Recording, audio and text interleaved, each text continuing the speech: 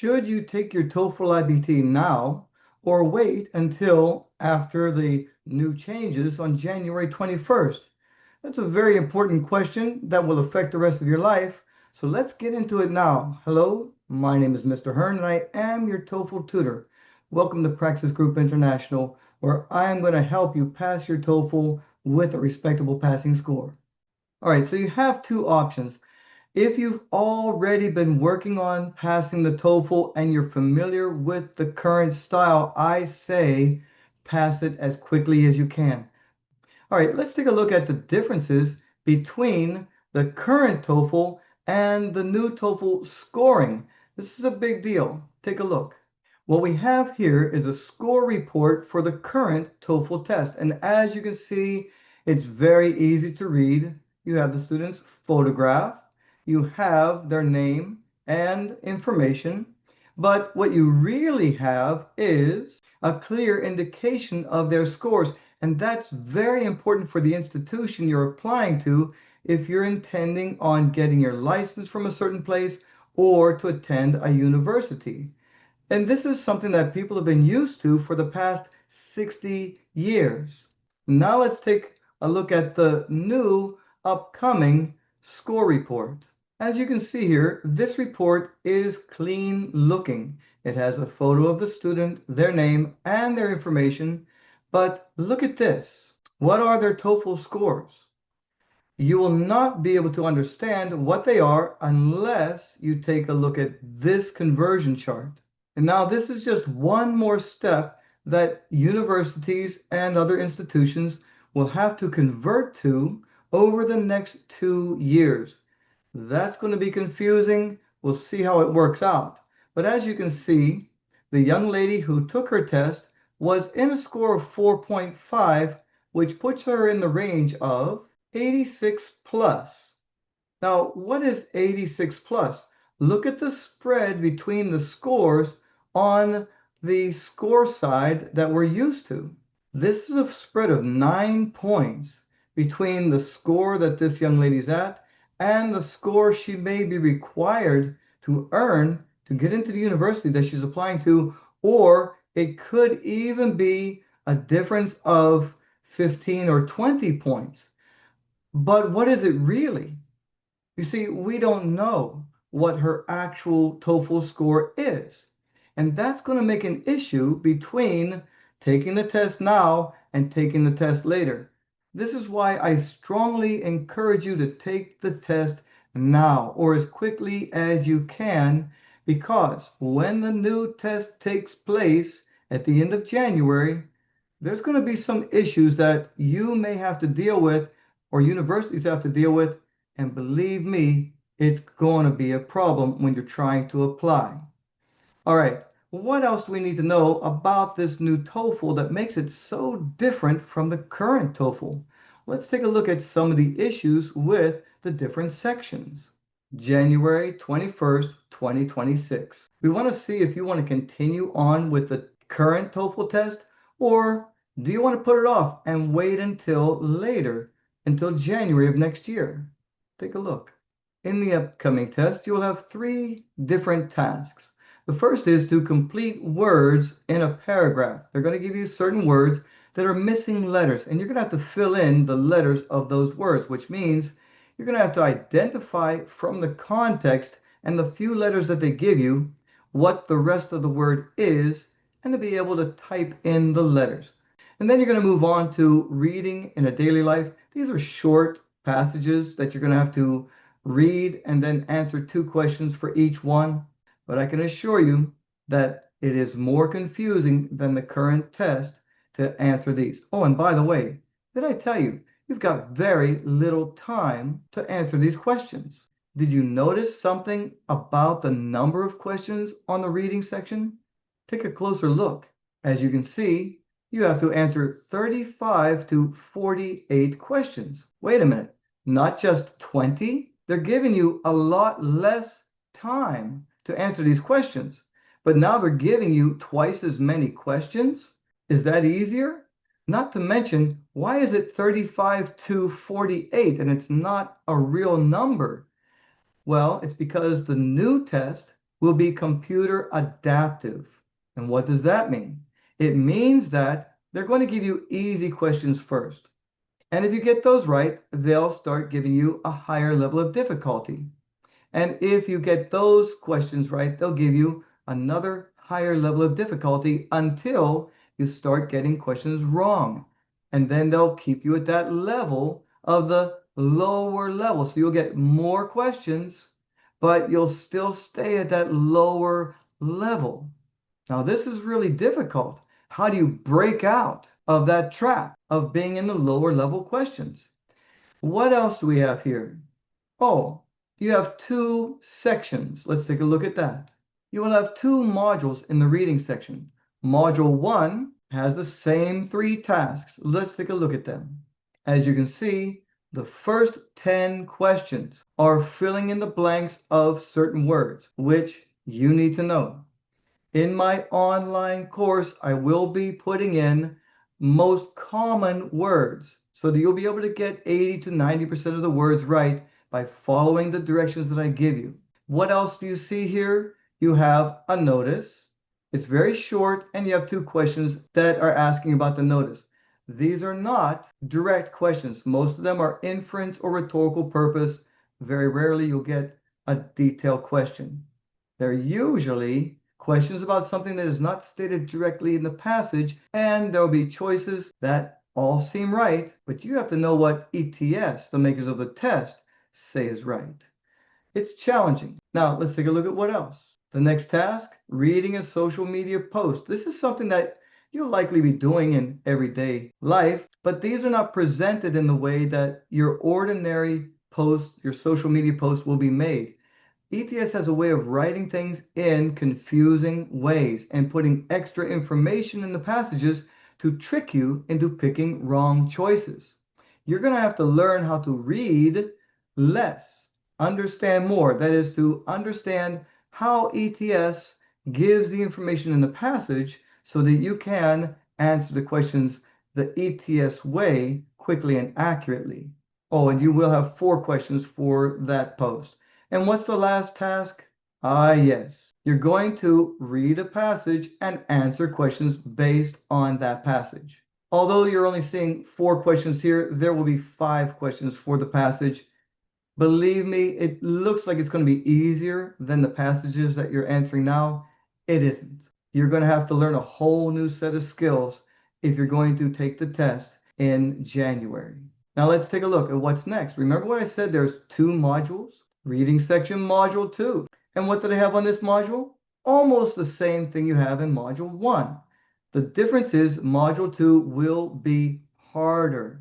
It'll be at an upper level of difficulty and an upper level of English grammar.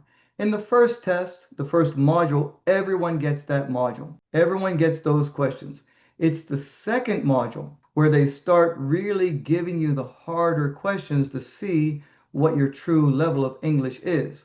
But for right now, I strongly suggest taking the TOEFL this year. Take the course that I've already got up. It will tell you step by step how to answer every question on the TOEFL IBT so that you can answer them quickly and accurately the way the test is designed and the way the graders want you to answer so that you earn your respectable score, get into university now this fall, or get your license now and start earning the money you deserve. Let's continue on. Again, here you're going to have to read an email.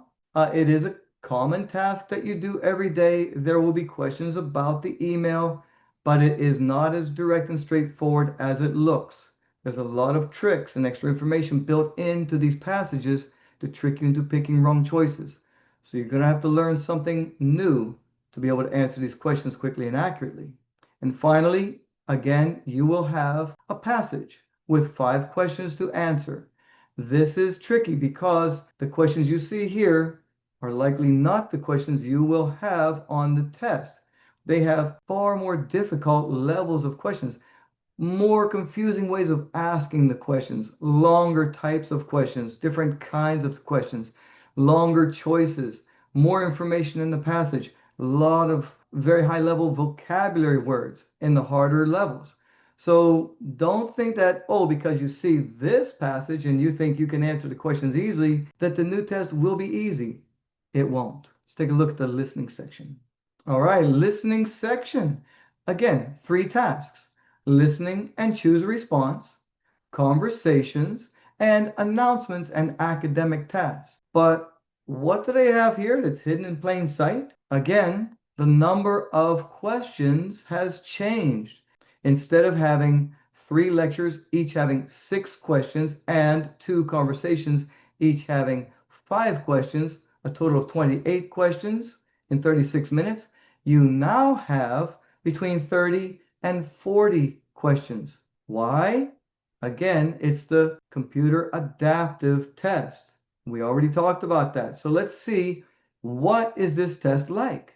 Oh, by the way, I forgot to mention in the reading section that you can answer a question and go back to previous questions and then go forward again simply by hitting the back and forward buttons. However, on the listening section, you will not be able to go back. It's like the current test. Once you answer a question, you cannot go back to previous questions. So you'd better answer it right. Oh, and there's something else you need to know. Let's take a look. Your first 10 questions are where you must choose the best response. They give you a prompt, a certain question, and 4 choices. And you must choose which is the best response to the choice. Now, these, of course, are very easy. They're not going to give you questions that are this easy. You will see that the choices are related to the question. You have to choose which one ETS says is the best one. Not the one you think is best, not the one you reason out is best, but the one they say is best. They have a very specific way of thinking, very specific way of writing. And once you understand the patterns of how they do things, you can answer the questions quickly and accurately. But if you don't know how they do things, good luck. That's what I do in my course. I teach you a different way of thinking, the TOEFL way of thinking, so that you can answer questions quickly and accurately. Let's take a look at the next task. In the next task, you will listen to a conversation and then answer questions based on that conversation. And you will have 2 conversations followed by an announcement in a classroom. And this announcement will be followed by 2 questions. These questions will be directly related to the information in the announcement. Keep in mind that there will likely be 2 choices that are pretty likely wrong. You'll recognize that they're not related to the passage or they're different from what's stated in the passage, but there will be 2 choices that will be similar to the information in the passage, and they will cause you to debate which one is the correct one.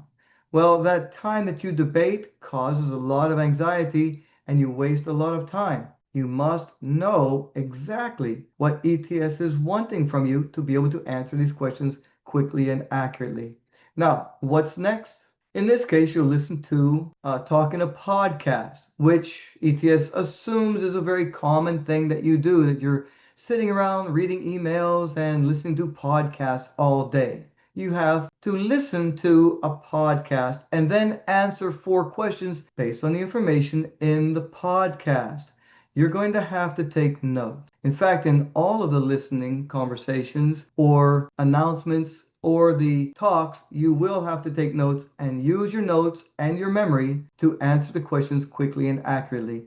This is a skill that you have to learn and develop, which, as I've said before, I will be teaching in the new TOEFL course. But wait a minute. There's 18 questions here in the first passage. They're talking about 35 to 40 questions. And remember, there's 2 modules. So let's take a look at what comes next. Listening section module 2. Keep in mind, you will not be able to return to the previous module. So you better get this right. Again, first 8 questions, they give you a prompt, they ask a question. You have to pick the choice that ETS says is right. This will be a higher level, although these questions are written in a very simplified form and the choices are easy to figure out. The real test will be exponentially harder, I can assure you. Again, listening to a conversation, listening to an announcement, and there you'll listen to a talk. This is not a podcast. This will be a talk that is part of a lecture. But as you can see that there's a lot of information here that you'll hear in a very short time, and I assure you that they will have higher levels of vocabulary and long sentences and very repetitive sentences that are going to try to overwhelm you, cause anxiety, cause you to give up on taking notes, and to pick wrong choices. This is something you're going to have to practice. And if you have already been practicing with the current test, you want to take the current test before it's too late. Let's take a look at the writing section. Oh, and this is another thing. In the current TOEFL IBT, we're used to doing things in the order of reading, listening, speaking, and writing. So what did ETS do to make the test more confusing? They put the sections out of order. So if you've been practicing a certain way, your brain is expecting a certain order of the sections in the new test. And when you see they're out of order, that will cause a level of confusion and anxiety. The test is not about how well you know English. It's all about creating confusion and anxiety and tricking you into getting lower scores. Look at this. It's a writing section. Again, 3 tasks. You'll have to build a sentence. You'll have to write an email. And you have to write an academic discussion. The first 2 tasks are completely alien to the current test. The last question is the same as the last question on the current test, where you write a response to an academic question. But let's take a look at this build a sentence task. To build a sentence, you will have 10 questions. And what they give you is a prompt, the question, and then they give you a sentence that has 0 to perhaps 3 or 4 words, and they give you a list of words under the blanks that you have to fill out. Now you have to arrange these words in the proper order to make a sentence that ETS says is correct. The challenge here, you have to know your grammar. You have to know your sentence structure, your American English sentence structure. But more than that, ETS has given you options in which you can make a sentence that makes complete sense, but it's not what they're looking for. In other words, you can arrange the words in 2 or 3 different ways, and each way you arrange those words is grammatically correct, but it's not the way ETS wants it. You have to know how they want you to arrange the words. Doesn't matter how good your English is. If you don't do it exactly the way they want, you don't get credit. Is that going to be easier than what we're doing now in the writing section? Absolutely not. Let's continue looking at the next task in the writing section.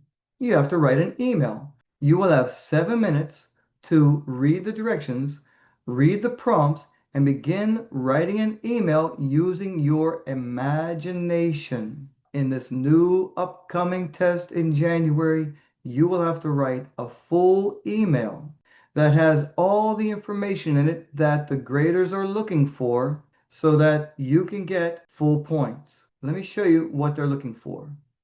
Now, one thing I will say that I like about ETS, they give you examples of what they want inside the test. This goes back to the reading section.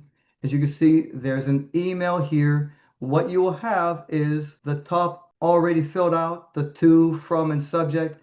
You're going to have to write your email inside. And this is an example of the structure they want and the amount of words that they want you to write in that 7 minutes. All right, let's continue on to the last writing task. And as I said earlier, the last writing task is the same as the last writing task on the current test. You will have 10 minutes to read all the instructions and then write your essay. All right, let's move on to the last part, the speaking section. Speaking section, only 2 tasks on the speaking section. And does it seem so easy? It says listen and repeat, and then take an interview. And you're going to answer some questions through an interview. But let's look at this listen and repeat. Doesn't that seem so easy? They're going to say something, and you just have to repeat what you heard. Let's take a look. Now on this page, they actually show the 7 sentences that you will be asked. In the actual test, what you will have is a theme, like going to a university, going to a park, going to a restaurant. They'll have a theme, and they'll be asking questions based on that theme. There'll be a picture on the screen, and they'll highlight certain things on that picture. That picture is just a distraction. Don't look at it. What you must do is listen to the prompt. Listen to what they say. You must repeat what you heard verbatim. That is exactly as the speaker said it. Now, I can tell you, in my current classes, my one-on-one classes, I ask students to repeat a sentence. No one does it right the first time. Oh, and by the way, you don't have any time to prepare. Let's look at the last part. Oh, taking an interview. So what you're going to do is you're going to hear, it's a video of an AI talking to you. Seems so slick, right? An AI is talking to you and doing an interview and asking you questions, and then they're going to record your response. You have zero time to prepare your response. So that's the overview for the upcoming TOEFL. The question is, do you take the TOEFL now?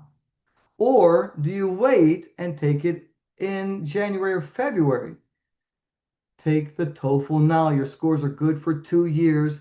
And the TOEFL that's going on right now is exponentially easier than the upcoming TOEFL, no matter how hard it's been for you. If you've taken other courses and you failed, take my course and you will pass your TOEFL IBT. Just click the link in the description to get started.